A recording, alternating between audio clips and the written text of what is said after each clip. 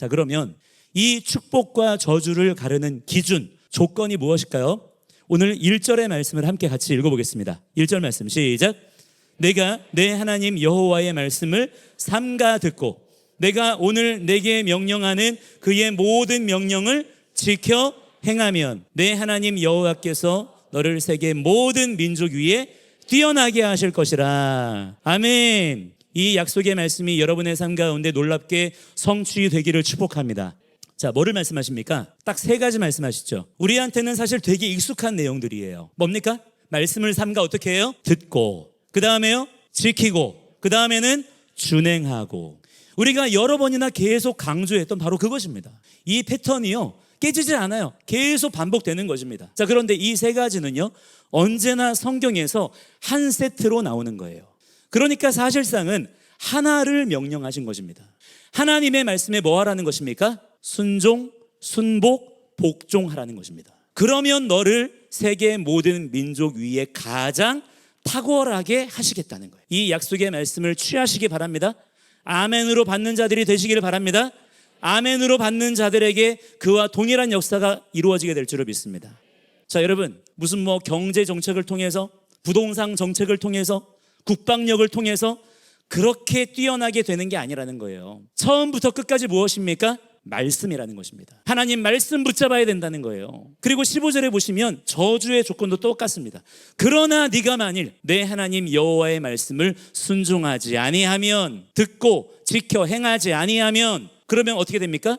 그 뒤로 68절까지 나오는 저주가 그들에게 실제로 임하게 된다는 것이죠. 자, 이때도 역시 기준은 무엇입니까? 오직 말씀이에요. 복을 받는 것도 뭐에 달렸어요? 말씀에 달렸고, 저주를 당하게 되는 것도 말씀에 달렸다는 것입니다. 이게 성경의 결론이에요. 굉장히 심플하지만 성경 내내 일관되게 반복되고 있는 기준인 것입니다. 이것이 오늘 본문이 우리에게 보여주는 세계관인 거예요. 이게 우리 예수 믿는 사람들이 봐야 되는 세상의 기준인 것입니다. 하나님 말씀 놓치면 끝장나는 거예요. 복과 저주는 우연이 아니라는 것입니다. 어떤 운이 아니라는 거예요. 미신이 아니라는 것입니다. 하나님은 홀로 살아계신 분이시고, 할렐루야, 온 땅은 그분이 지으신 피조세계입니다. 맞습니까, 여러분? 그렇기 때문에 너무나 당연한 이치와 질서 안에서 무엇입니까? 그분의 말씀, 하나님의 말씀에 대한 순종 여부를 따라 실제로 작동하는 언약의 원리가 있다는 거예요. 그 이유가 뭐라 그랬어요? 하나님은 어떤 분이시라고요? 살아계신 창조주 하나님이시고, 믿으시기 바랍니다. 또한 두 번째 원리는 무엇입니까? 이 모든 피조세계는 하나님 그분이 지으신 것입니다. 그렇기 때문에 하나님의 말씀에 순종하는 것이 유일한 기준이 되는 거예요. 그 어떤 과학이나 학문이나 논리보다도 분명하고 정확한 기준이 되는 것입니다. 자, 그런데 여기서 우리가 아주 중요한 것을 봐야 됩니다. 하나님께서 약속하신 그 복의 내용이 무엇이냐 하는 거예요. 자, 이게 되게 중요합니다. 그냥 복 주시나 보다 이렇게 넘어가면 안 된다, 이 말이에요. 오늘 본문에 3절부터 6절까지 한번 같이 읽어보겠습니다. 잘 읽어보세요. 3절부터 6절까지 함께 시작. 성읍에서도 복을 받고 들에서도 복을 받을 것이며 내 몸의 자녀와 내 토지의 소산과 내 짐승의 새끼와 소와 양의 새끼가 복을 받을 것이며 내 광주리와 떡반죽 그릇이 복을 받을 것이며 네가 들어와도 복을 받고 나가도 복을 받을 것이니라. 아멘. 아멘이십니까? 반드시 그렇게 행하실 줄을 믿습니다. 자, 여러분, 이 복의 목록을 한번 쭉 보시면요, 뭐가 나옵니까? 성읍과 들, 몸의 자녀, 토지의 소산, 소와 양의 새끼, 그리고 광주리와 떡반죽 그릇까지 나옵니다. 부엌 살림살이까지 말씀하시는 거예요. 자, 무슨 뜻입니까? 하나님의 복은요, 즉 하나님의 통치는요, 삶의 실제 영역에 임한다는 거예요. 그냥 어떤 느낌이나 감정이 아니라는 것입니다. 실제로 일어나는 하나님의 통치가 있다라는 거예요. 이것을 믿어야 된다는 것입니다. 도시에서의 삶과 농촌에서의 삶, 자녀 양육, 직업과 사업, 먹고 사는 문제, 집을 나서는 일과 돌아오는 일, 그 전부, 그 모든 영역 가운데에 하나님의 실제적인 통치가 임하게 된다는 것입니다. 그게 복이라는 거예요. 자, 왜 그럴까요? 아까 얘기했죠. 하나님은 어떤 분이시라고요? 한 분 살아계신 분이시고, 할렐루야, 그분이 모든 만물의 창조주이시기 때문이에요. 그분이 없이는 사실 아무것도 없는 것입니다. 이것이 우리 신앙의 가장 기본인 거예요. 예수를 믿는다고요? 그렇다면 이것부터 깨달아져야 되는 것입니다. 우리 자녀들에게도 바로 이 사실 하나를 똑바로 가르쳐야 되는 거예요. 그런데 여러분, 우리는 언제부턴가 기독교 신앙을 이상하게 배웠습니다. 하나님은 영이시기 때문에 그분은 영적인 문제만 다루시는 분이고, 영적인 것만 그분께는 중요한 것이고, 이 육적인 것은 하찮은 것이고, 믿음이라고 하는 것은 마음의 평안을 얻는 것이고, 구원은 죽어서 천당 가는 것, 이렇게 배워왔어요. 기독교인들 거의 대부분이, 심지어 목회자들, 사역자들까지도 그렇게 믿고 있는 상황이 지금 너무 허다한 거예요. 그래서 우리의 이 몸의 문제, 돈의 문제, 땅의 문제, 그리고 이 나라의 문제에 대해서는 이거는 하나님과 상관없는 거야, 이건 별로 그렇게 중요하지 않은 거야, 이렇게 되어버렸습니다. 주일에는 예배 드려요. 은혜 받았다면서 눈물을 흘리고요, 찬양에 감동받고요, 도전 받았다는 겁니다. 그런데 월요일까지 갈 것도 없어요. 교회 문을 나서자마자 눈빛이 돌변합니다. 세상 사람들과 똑같이 사는 거예요. 예배 시간에는 아멘 아멘 주여 주여 반응하지만 정작 내 자녀 교육은 세상의 방법대로 똑같이 하는 겁니다. 너 공부 잘해야 성공한다는 거예요. 너 경쟁에서 그놈 이겨야 먹고 산다는 겁니다. 너 잘 되려면 이런 스펙 정도는 가져야 된다는 거예요. 그게 우리들이 자녀들에게 전하는 실제 삶에 대한 메시지예요. 그러면 그런 메시지들이 결국에는 자녀들의 진짜 믿음이 되어버리는 것입니다. 지금요, 그런 상황이에요. 기도는 뜨겁고 찬양은 뜨거운데 내 실제 삶에서 보는 것과 듣는 것과 쓰는 돈에는 아무런 하나님의 기준이 없는 것입니다. 너 그러면 안 돼, 하나님 말씀대로 살아야 돼 그랬더니요, 율법주의래요.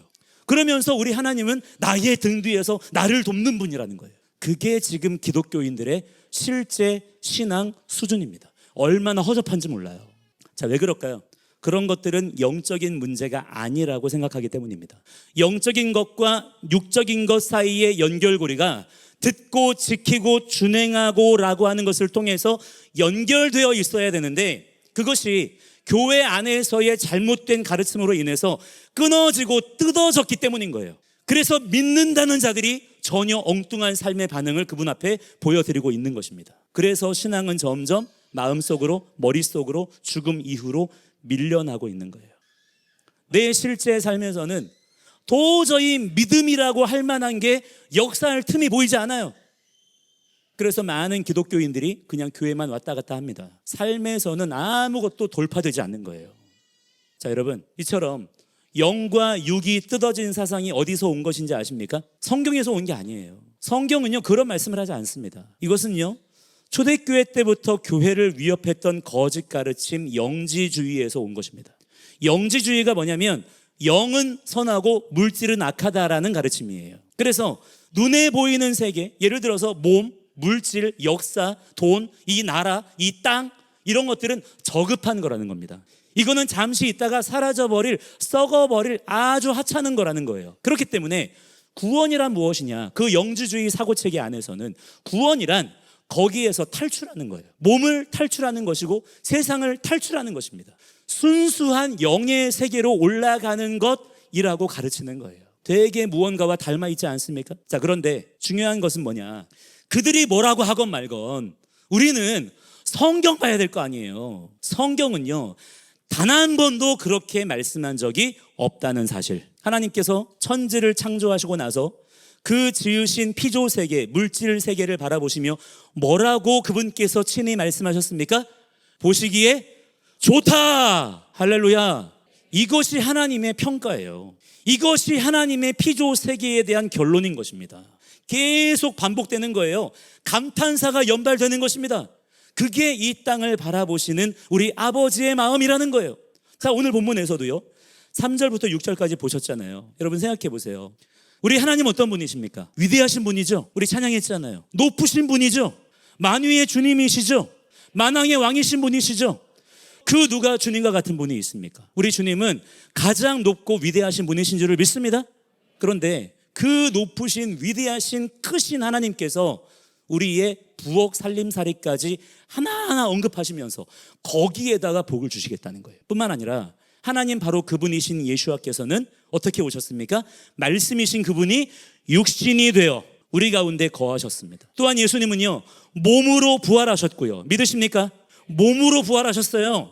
그 몸으로 승천하셨고요. 그 몸으로 지금 하나님 보좌 우편에 앉아 계십니다. 또한 마침내는 천사들이 증언했던 바와 같이 그 몸으로 이 땅 가운데 다시 오셔서 하나님께서 지으신 온 땅과 만물을 회복하실 것입니다. 왜 그렇습니까? 하나님은요, 살아계신 실제 하시는 분이시기 때문이에요. 모든 실체 중에 실체이신 분이 우리 하나님이시기 때문입니다. 이 믿음의 근거를 놓치면 안 된다 이 말이에요.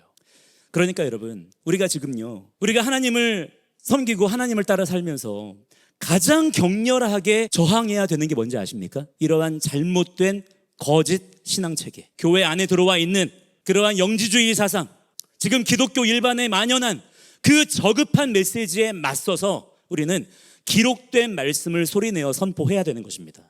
크랙을 일으켜야 돼요. 균열을 일으켜야 되는 것입니다.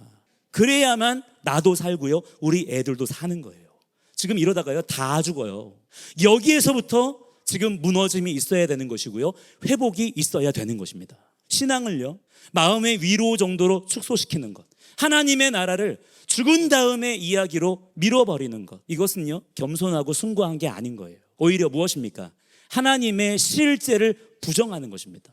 하나님의 창조를 미워하고 저주하는 가장 가증스럽고 사악한 메시지인 거예요. 우리는 이 기독교 판타지에서 빨리 벗어나야 됩니다. 우리는 진짜 살아계신 예수 그리스도의 복음으로 들어가야 되는 거예요. 살아계신 하나님을 바라봐야 합니다. 이 땅에 임한 하나님의 살아있는 나라를 소망해야 되는 거예요. 실제적인 믿음의 언어를 회복해야 된다 이 말입니다.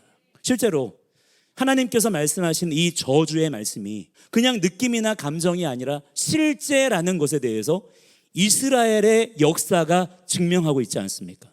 15절 이후에 선포된 저주의 목록을 쭉 보시면요, 한번 잘 보세요. 섬뜩합니다. 이로부터 수백 년 뒤에 이스라엘이 이러한 하나님의 경고하심에도 불구하고 어떻게 했을까요? 기어이 언약을 버리고 우상을 쫓았을 때, 여러분, 그때 그 저주는요, 이 저주의 말씀은요, 그냥 겁주는 말씀이 아니었다는 것이 입증되었습니다. 문자 그대로, 말씀하신 그대로 그들의 삶 가운데, 나라 가운데, 역사 가운데 실제 사건으로서 이루어졌어요. 역사가 증언하고 있습니다. 하나님 말씀이 맞다는 것을. 진짜로 그렇게 하셨다는 거예요. 바벨론 군대가 예루살렘을 포위했을 때 말이죠, 그때 여러분 얼마나 그 상황이 끔찍했는지 아십니까? 그들의 그 예루살렘 성 안에서 얼마나 끔찍한 일이 있었는지 말이죠. 예레미야 애가에 나오는 말씀을 한번 보세요. 이건요, 19금도 아니고요, 39금이에요. 여기 지금 우리 어린 애들도 있어가지고 제가 말로 표현을 잘 못하겠습니다. 얼마나 비참한 상황들을 그들이 겪었는지 몰라요. 그런데 그것이 다 무엇이었는지 아십니까? 여기 신명기 28장에 예언된 그 말씀 그대로 그들에게 이루어진 거예요. 하나님은 살아계신 분이십니다. 여러분, 그들에게 토라가 사라진 게 아니었어요. 여전히 그들에게 토라의 두루마리가 그들의 성전에 그대로 있었습니다. 말씀이 그들에게 없어서 망한 것이 아니에요. 그들이 무슨 예배를 안 드려서 망한 게 아니었습니다. 오히려 얼마나 열심히 예배 드렸는지 몰라요. 재물을 갖다 바쳤는지 모릅니다. 무엇이었을까요? 말씀이 그들의 삶에서 뜯어져 있었기 때문이에요. 하나님께서 하나 말씀하셨잖아요. 너 말씀대로 순종해야 돼. 듣고 지켜 행해라. 그걸 안 한 거예요. 하나님의 말씀은 언제나 살아있습니다. 하나님의 말씀은요, 죽어있는 글자가 아닌 거예요. 오늘도 나에게 말씀하시는, 나에게 생명을 주시는 창조주의 음성인 줄로 믿으시기 바랍니다. 말씀을 그렇게 읽으셔야 돼요.